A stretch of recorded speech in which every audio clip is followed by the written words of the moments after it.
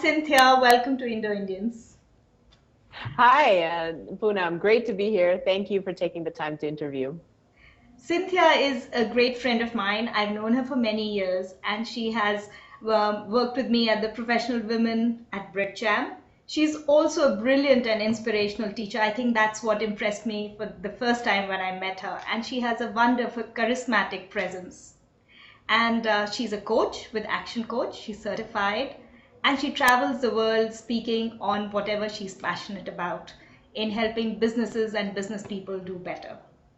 So, Cynthia, you have been closely associated with a lot of successful people, and you yourself, I think, are an inspiration by being so successful in your own self.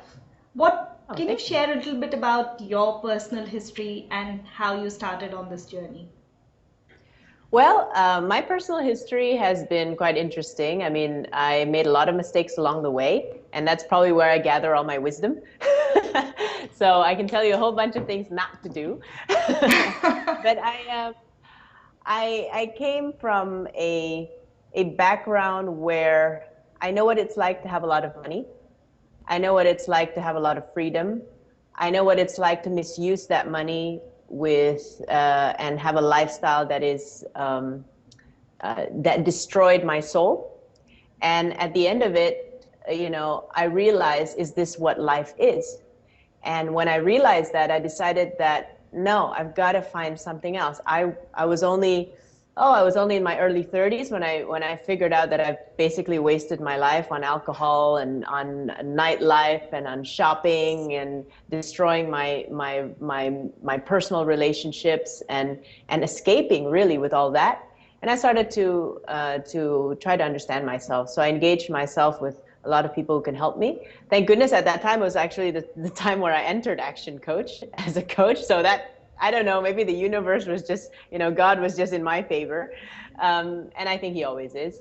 And then I went in my journey and I discovered myself. And I also had a time when I realized that being a woman and having the ambition that I had and having the purpose that I had was not easy as well, because there's a way how we women can relate and interact in society and how we can make our impact without acting like a man, and we have our own strength, and I grew to discover that as well, and come off, and I'm still actually on that journey, come off at a different, I have a different side of me. So along the way, I think I've been blessed to have a great childhood, with a lot of lessons on that as well. But also, I'm blessed with an imperfect life.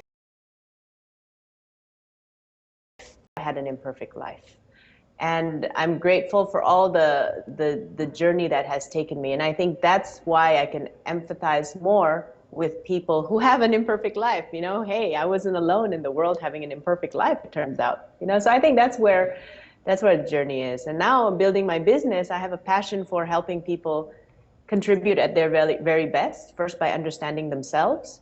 Looking at my team, I just finished my morning briefing. I look forward to seeing them as leaders. And that's why I build a business as well, so that I can develop employees to become leaders. So, I talking hope about that. leadership, Cynthia, what do you think are the few by which we can be a leader in our own lives? Right. First of all, leadership comes from within.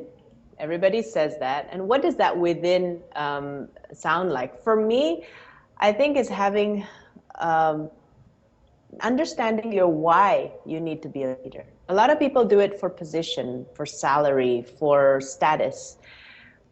But when you come to the certain level of leadership where perhaps you've enjoyed that, then what? Um, I encourage you to look for that purpose. What is it that we're trying to contribute here? Not just how is it that my talent can benefit beyond me? And that's what I think is a sustainable inspiration for me, because if I just do things for me, honestly, in my life right now, I have enough. Hmm. I don't really need to do it for me anymore, but if it's something for others, it's never enough. This Correct. Sunday I'm being asked to speak for orphanage, for 100 orphanage children. And, it's only 100. I mean, there's millions of them. It's never enough. Yeah. And I can only contribute this much money every year to them, and that's not enough either. So when you start thinking beyond yourself, you're inspired. I feel inspired to do that. So I think number one is understanding your why. And number two is being grateful for what you have. As I said before, I'm grateful for the imperfect life. A lot of people spend a lot of time asking, why did this happen to me? Why did that happen to you? Here's the thing, it happened to you so you can learn from it and use it to help others. That's why it happened to me. There's a great book called True North by Bill George. That is one of the best leadership books I've ever read up to date, because it helped me understand that in leadership, we're actually shown the path all throughout our lives. Why Howard Schultz built a Starbucks, which is so good to their employees in terms of benefits, because he himself lived through the fact that his father was fired because he was injured at work. Yep. And he lived through poverty because of that. So that gratitude is an amazing thing. And then the third thing, I think, there's a lot of things, but I would say that, in terms of leadership, I would say live 100%, because recognize that leadership isn't just what you say, it's how you project yourself, what you wear. It's not just about the job. It's about all part of you. I mean, there's that, I say, body, mind, heart, and spirit, right? Your physical body has to be very healthy, or it has to be at least healthy, right? For you to execute what you want and to have enough strength and energy for you to do your mission. Number two, your mind has to be always sharpened. I mean, how many books are you reading a month? Even it's YouTube and everything like that. Yeah, so and also the spirit, understanding your purpose, and also, of course, your body, mind, heart, and spirit, and the passion. The heart is the passion to contribute. Thanks, Cynthia. I like the thought about gratitude and the purpose. So thank you, and thank you so much for sharing. All right, thanks. My pleasure.